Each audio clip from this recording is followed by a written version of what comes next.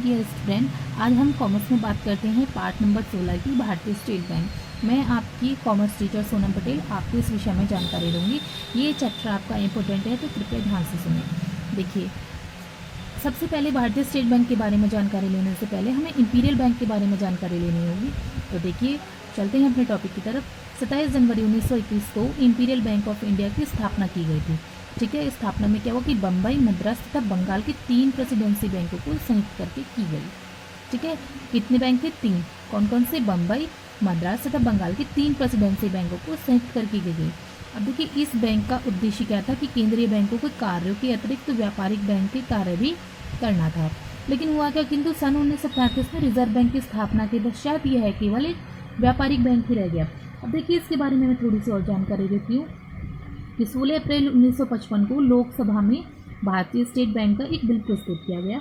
1 जुलाई 1955 को imperial bank में अन्य 10 बैंकों को मिलाकर भारतीय स्टेट बैंक ऑफ इंडिया की स्थापना की गई। ठीक है, अब देखिए, इसका कार्यालय बताती हूँ। स्टेट बैंक ऑफ इंडिया का कार्यालय क्या है? इसका प्रधान कार्यालय मुंबई में स्थित है। Good morning dear students. देखिए, मैंने आपको अभी तक स्टेट बैंक ऑफ इंडिया के कार्यालय बताया था कि इसका प्रधान कार्यालय मुंबई में स्थित है। अब बात करते हैं इसके सहायक बैंक कौन से हैं। अब देखिए, भारतीय स्टेट बैंक के 5 सहायक बैंक हैं। कितने? 5। अब इसमें कौन कौन से हैं? पहला है आपका state Bank of Hyderabad. Okay. Second है आपका state Bank of Bikaner and Jaipur, state Bank of Travancore, state Bank of Mysore और स्टेट बैंक ऑफ पटियाला। अब कुल मिलाकर ये सारे कितने हैं? इसके सहायक बैंक हैं 5। ठीक है, अब बात करते हैं नेक्स्ट टॉपिक पर। देखिए, भारतीय स्टेट बैंक के उद्देश्य, चलिए इसके बारे में बात करते हैं। पहला है शक्तिशाली बैंक के रूप में स्टेट बैंक की भूमिका।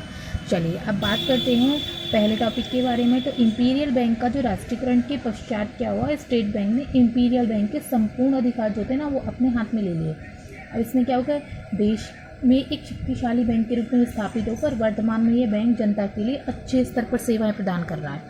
ठीक है, अब नेक्स्ट है आपका छोटे उद्योगों की सहायता करता है। अब देखिए, स्टेट बैंक का उद्देश्य जो होता है छोटे व कुटीर जो उद्योग होते हैं उसके विकास के लिए उन्हें सरल और सस्ती साख सुविधाएं उपलब्ध कराना है। अब बात करते हैं नेक्स्ट टॉपिक की, कृषि साख का प्रसार। ठीक है, तो स्टेट बैंक का उद्देश्य है कृषि विकास के लिए किसानों को ना सुविधाजनक वित्त उपलब्ध कराना है। ठीक, जिससे क्या होगा, जो किसान होते हैं ना वो अपनी कृषक संबंधी जो भी आवश्यकता होती है उन्हें सरलता से अपने संसाधन जुटा लेते हैं। अब बात करते हैं भारतीय मुद्रा बाजार का विकास। ठीक है, देखिए इसमें क्या होता है आपका,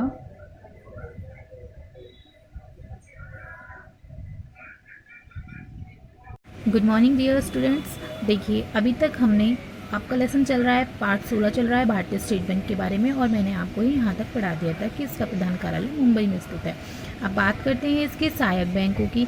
तो देखिए, इसके सहायक बैंक कितने हैं? 5। कितने बैंक हैं ये जो भारतीय स्टेट बैंक के ना? 5 सहायक बैंक है। तो पहला कौन सा? State Bank of Hyderabad, second है State Bank of Bikaner and Jaipur, third है आपका स्टेट बैंक ऑफ त्रावणकोर, और फोर्थ है आपका स्टेट बैंक ऑफ मैसूर, और फिफ्थ है आपका स्टेट बैंक ऑफ पटियाला। ठीक है, तो कितने हैं ये? भारतीय स्टेट बैंक के 5 सहायक बैंक हैं। अब बात करते हैं भारतीय स्टेट बैंक के उद्देश्यों की। तो देखिए, इसमें पहला टॉपिक है आपका शक्तिशाली बैंक के रूप में स्टेट बैंक की भूमिका। अब देखिए, पहले पॉइंट में हम बात करेंगे कि शक्तिशाली बैंक के रूप में स्टेट बैंक की क्या क्या भूमिका रही है। तो देखिए, इंपीरियल बैंक के राष्ट्रीयकरण के पश्चात क्या हुआ, स्टेट बैंक ने इंपीरियल बैंक के संपूर्ण जो अधिकार थे ना वो अपने हाथ में ले लिए। अब देश में एक शक्तिशाली बैंक के रूप में ये स्थापित होकर अब वर्तमान में क्या कर रहा है, ये बैंक जनता के लिए अच्छे स्तर पर सेवाएं प्रदान कर रहा है। सेकंड है आपका छोटे उद्योगों की सहायता।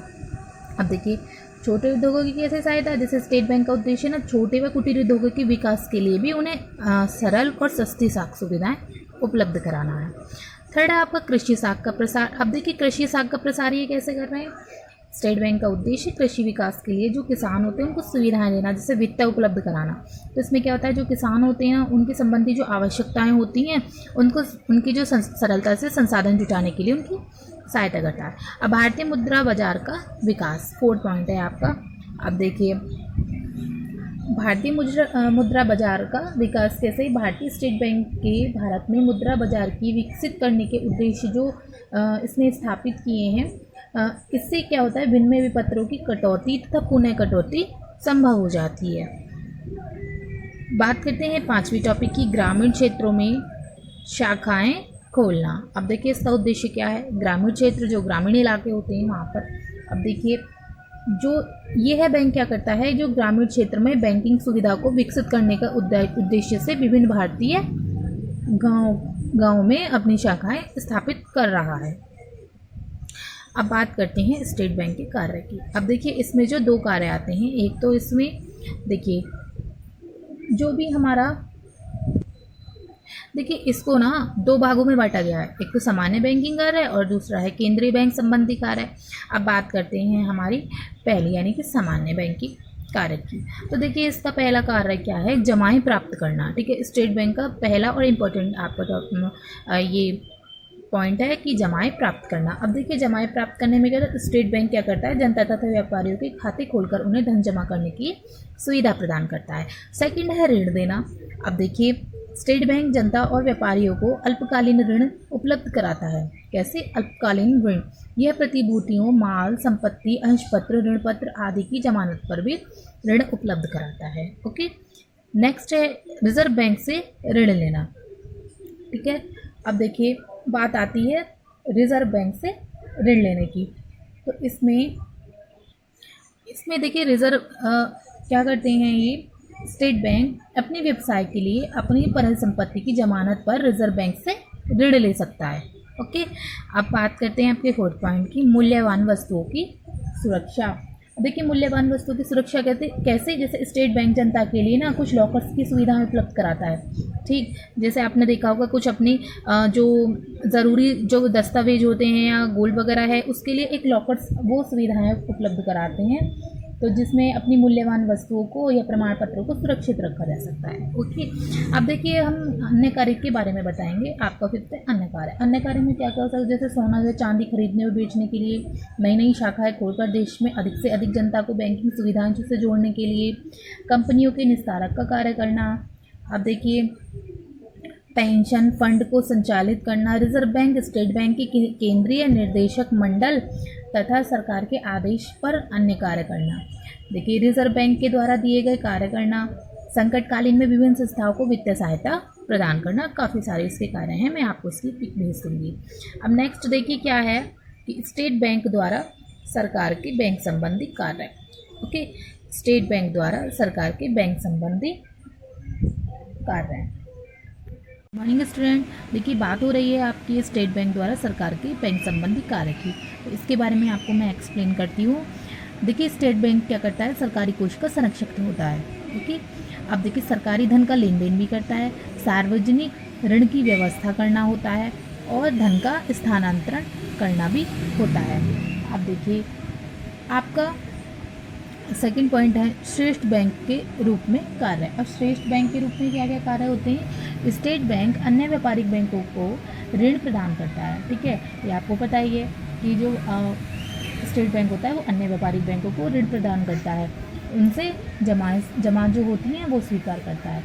ठीक, उनके बिलों को पुनः कटौती भी कर सकता है और व्यवसायिक बैंकों को धन को जो एक स्थान से दूसरे स्थान पर भेजने में भी सहायक हो सकता है। अब देखिए बात करते हैं आपके 3rd पॉइंट की, स्टेट बैंक समाशोधन गृह के रूप में। ठीक है, इसमें आपके ये 3 पॉइंट है, आप इन्हें अच्छे से ध्यान से देख लेना, कोई डाउट होता है तो आप मुझसे पूछ सकते हैं। स्टेट बैंक समाशोधन गृह के रूप में। अब देखिए जो देश होता है, देश के जिस क्षेत्र में